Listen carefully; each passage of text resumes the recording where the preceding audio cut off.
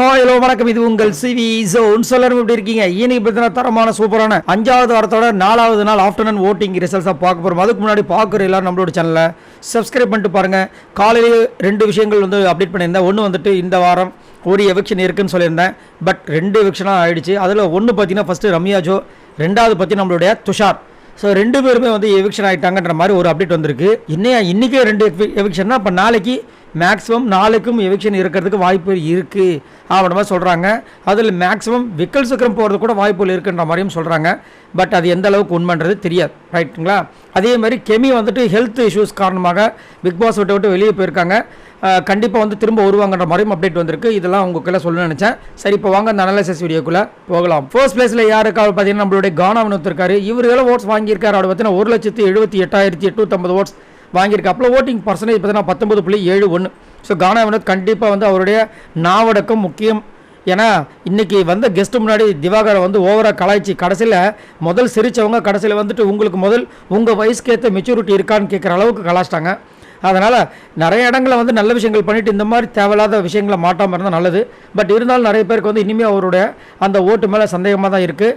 எப்படிங்க இவருக்கு 1,78,000 ஓட்டு வந்துச்சு அப்படின்ட்டு. 2வது பிளேஸ் பார்த்தீங்கன்னா கமருதீன் இருக்காரு. இவர் எவ்வளோ ஓட்ஸ் வாங்கியிருக்காரு அப்படி பார்த்தீங்கன்னா 1,05,288 ஓட்ஸ் வாங்கியிருக்காரு. ஓட்டிங் பர்சன்டேஜ் பார்த்தீங்கன்னா 11.61. கமருதீன் பயங்கரமான டிஃப்ரெண்ட்டான ஒரு கேரக்டர் கொடுத்துட்ருக்காரு. அதேமாதிரி திவ்யாவுக்கும் இவங்களுக்கும் நேற்று நைட்டு செம்மையாக முட்டிச்சு. அதுலேயும் குறிப்பாக திவ்யா கமருதீனை பைத்தியக்கார மாதிரி பேசுகிறான்ற மாதிரி ஒரு சில வார்த்தைகள் சொல்லியிருக்காங்க. ஸோ கமருதீன் முன்னாடிலாம் பேசுறது தப்புன்னு சொல்கிற அப்போ இவங்க பேசுறது தப்புதுன்னு அதை ஏன் உணர மாட்டாங்கன்றது புரியல. 3வது பிளேஸ் பார்த்தீங்கன்னா வியானா இருக்காங்க. இவங்க எவ்வளோ ஓட்ஸ் வாங்கியிருக்காங்க அப்படி பார்த்தீங்கன்னா 90,327 ஓட்ஸ் வாங்கியிருக்காங்க. ஓட்டிங் பர்சன்டேஜ் பார்த்தீங்கன்னா 9.96. வியானா அதாவது பிரியங்காவே சொல்லிட்டாங்க, தேவையான இடங்களில் பேசி பயங்கரமாக ஸ்கோர் பண்ணுறா அப்படின்ட்டு. இன்றைக்கி திவ்யாவை கிளிகளையும் கிழிச்சாங்க. அதே மாதிரி எஃப்ஜேவும் வச்சு செஞ்சாங்க. செம மாதம் இருந்துச்சு அந்த ஒஸ்ட் பர்ஃபார்மன்ஸ் அப்படின்ற விஷயங்களில். அதுவும் கிட்டத்தட்ட 10 நிமிஷத்துக்கு மேலே பேசினாங்க. எல்லாமே போர் அடிக்கல, அவ்வளோ அழகாக எல்லாத்தையும் அக்யூரேட்டாக எடுத்து வச்சாங்க. செம மாஸ். 4வது பிளேஸ் பார்த்தீங்கன்னா விஜய் பார்வதி இருக்காங்க. இவங்க எவ்வளோ ஓட்ஸ் வாங்கியிருக்காங்க அப்படி பார்த்தீங்கன்னா 83,354 ஓட்ஸ் வாங்கியிருக்காங்க. ஓட்டிங் பர்சன்டேஜ் பார்த்தீங்கன்னா 9.19. ஸோ விஜய் பார்வதி அடுத்த வார தலை டாஸ்க்கு தேர்ந்தெடுக்கப்பட்டிருக்காங்க. ஏன்னா ஃபஸ்ட்டு டைம் பெஸ்ட்டு பர்ஃபார்மன்ஸாக எல்லோரும் ஒரு மனதாக தேர்ந்தெடுத்தாங்க, அதாவது மேக்ஸிமம் மெஜாரிட்டி.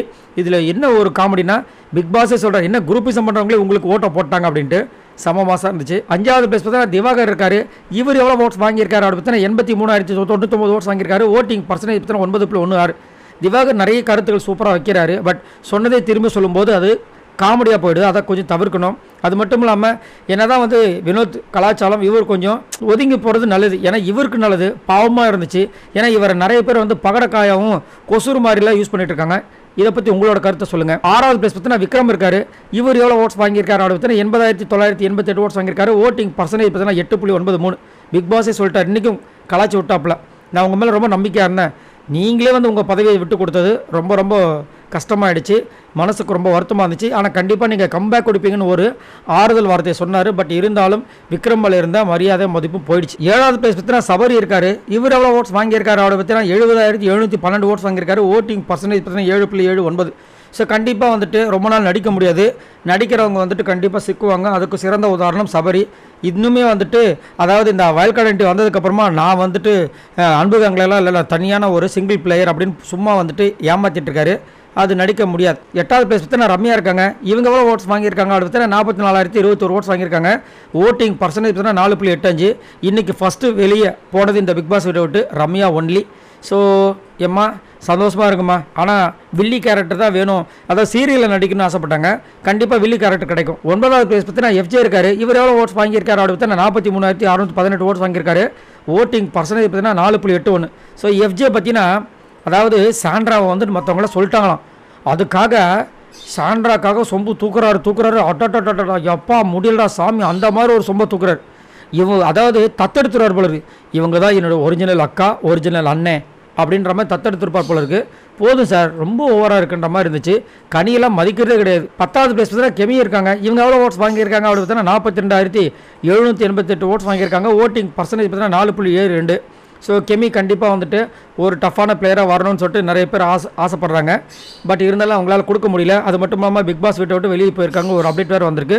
ஹோப்ஃபுல் அவங்க கண்டிப்பாக உடம்பு நல்லாயி திரும்ப சீக்கிரம் வருவாங்க. 11வது பிளேஸ் பார்த்தீங்கன்னா பிரவீன் இருக்கார். இவர் எவ்வளோ ஓட்ஸ் வாங்கியிருக்காரு அப்படி பார்த்தீங்கன்னா 42,336 ஓட்ஸ் வாங்கியிருக்காரு. ஓட்டிங் பர்சன்டேஜ் பார்த்தீங்கன்னா 4.67. நல்ல திறமை இருக்கவர்கிட்ட அதை தவறான வழியில் யூஸ் பண்ணுறாரு. இன்னும் யாருக்கு சப்போர்ட் பண்ணணும், யாருக்கிட்ட எதிர்க்கணுன்ற விஷயங்களே தெரியல. லாஸ்ட்டாக பார்த்தீங்கன்னா துஷார் இருக்கார். இவர் எவ்வளோ ஓட்ஸ் வாங்கியிருக்காரு அப்படி பார்த்தீங்கன்னா 41,863 ஓட்ஸ் வாங்கியிருக்காரு. ஓட்டிங் பர்சன்டேஜ் பார்த்தீங்கன்னா 4.6. ஸோ துஷார் இன்றைக்கி இந்த வீட்டை விட்டு 2வது ஆளாக வெளியே போயிருக்காரு. இதுக்கு முழுக்க காரணம் அவர் மட்டுமே. நம்ம வந்து அரோராவெலாம் சொல்ல முடியாது. ஏன்னா இவர் தான் வந்து ஆசைப்பட்டு அங்கே போய் அந்த பொண்ணு சொல்லிச்சு நடுவில், நம்ம பேசாமல் இருந்திருந்தா உன்னோட கேப்டன்ஷிப் பதவி போயிருக்காதுல்ல அப்படின்னு. இல்லை நான் பிடிச்சி தான் பண்ணேன் அப்படின்னாரு. அப்போ பிடிச்சி வெளியே போயிடுங்கன்னு சொல்லிட்டு பிக் பாஸ் அனுப்பிச்சிட்டாங்க. சரி, இவங்களாம் மொத்தமாக வாங்கின ஓட்ஸ் இது வரைக்கும் பார்த்தீங்கன்னா 9,07,244 ஓட்ஸ் வாங்கியிருக்காங்க. ஸோ இதை பற்றி உங்களோட கமெண்ட்ஸை சொல்லுங்கள். பாய் நண்பர்களே.